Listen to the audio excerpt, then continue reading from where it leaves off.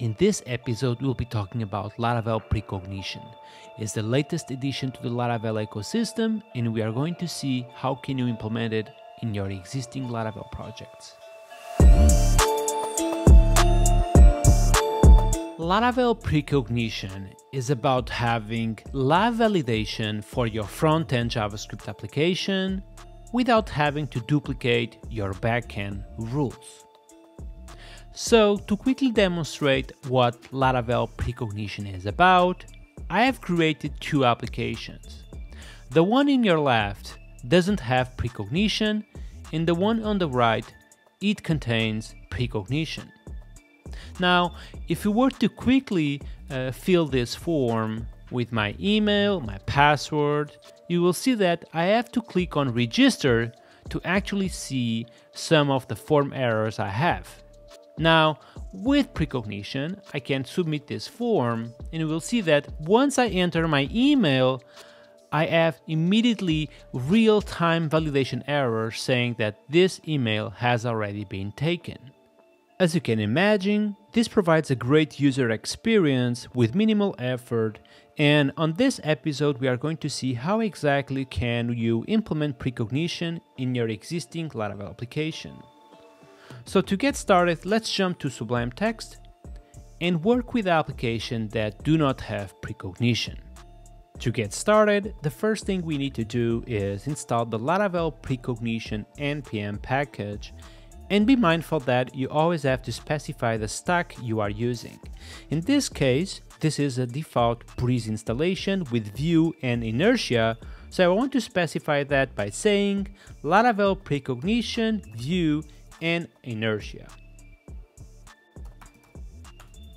Once the Laravel Precognition Vue Inertia package is installed, the first thing you need to do is import the useForm function from that package to start using it instead of the useForm function coming from Inertia.js Vue 3.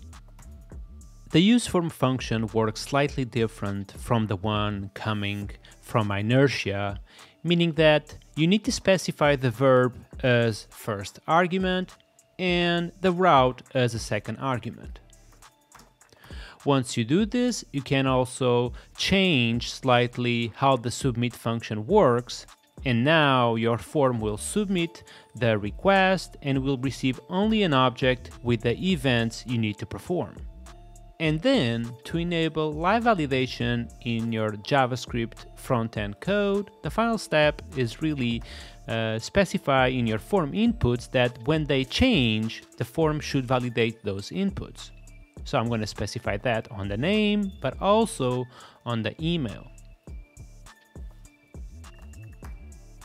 So now, if we go back into our browser, if I refresh this page, you will see that even though we have done all the necessary changes on our application's front end, we still don't have live validation errors, and we need to click on register to see that the email has already been taken.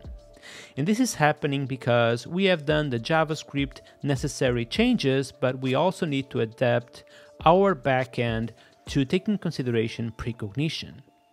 So let's do that now by simply going back into my application, opening my routes file, and on the route definition that gets used by my form, I'm going to simply attach this middleware with the name handle precognitive requests. Once you add the middleware and you are still not seeing any kind of live validation in your form, which is the case right now, that may happen because you are not using Laravel isForm request classes.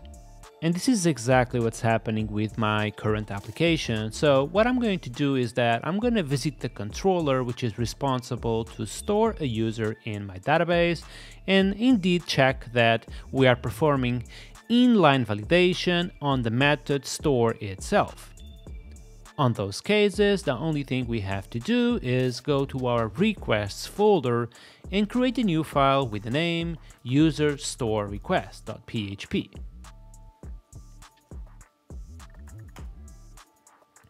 Once the file gets created, you can populate the form with the usual code you will see on any form request on Laravel, And on the array of rules, what you can return is the previous rules you were using to validate the request. So in this case, we are going to simply copy paste these rules and put them within our own form request class. And finally, we can remove the inline validation and start using our new user store request to perform the validation on the form request class itself.